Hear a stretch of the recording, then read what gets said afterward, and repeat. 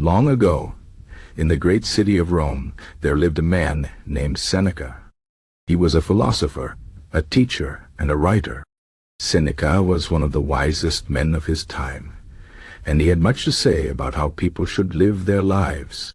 One of the things he spoke about often was the danger of materialism. He warned people not to chase after wealth and possessions, for he knew that such things could never bring true happiness. Seneca himself was a man of great wealth at one point. He served as an advisor to the Emperor Nero, and he lived in a grand house with fine things. But Seneca understood that his wealth did not make him free. In fact, it made him a slave. He saw how people who chased money and luxury often became greedy, anxious, and never satisfied. No matter how much they had, they always wanted more. And in the end, their possessions owned them instead of the other way around. One of Seneca's most famous lessons was about a rich man who was never content. This man had houses in many cities, gold and jewels, fine clothes and slaves to serve him. Yet every day, he worried about losing his wealth. He feared thieves. He feared his friends might betray him, and he even feared the emperor might take his riches away.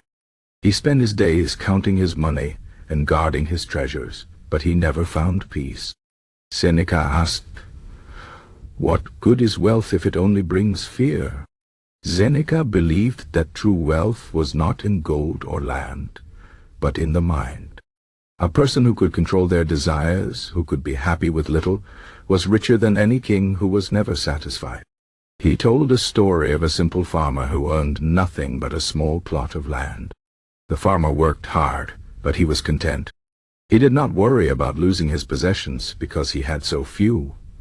He enjoyed the sunlight, the taste of fresh bread, and the company of his family. Seneca said this man was truly free. The philosopher also warned about the illusion of luxury.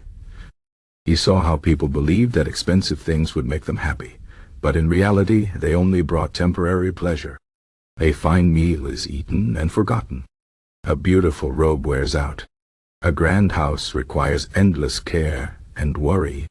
Seneca wrote, "It is not the man who has too little who is poor, but the man who always wants more." He taught that the pursuit of wealth could destroy a person's character. When money becomes the most important thing, people begin to lie, cheat, and hurt others to get it. Friendships turn into business deals. Families argue over inheritance. Even honest men become corrupt when greed takes hold. Seneca saw this happen many times in Rome, where men betrayed each other for gold and power. He said, "The love of money is the root of all evils." But Seneca did not say that all wealth was bad. He knew that money could be useful. It could feed the hungry, help friends in need, and support good works. The problem was not money itself, but the love of money.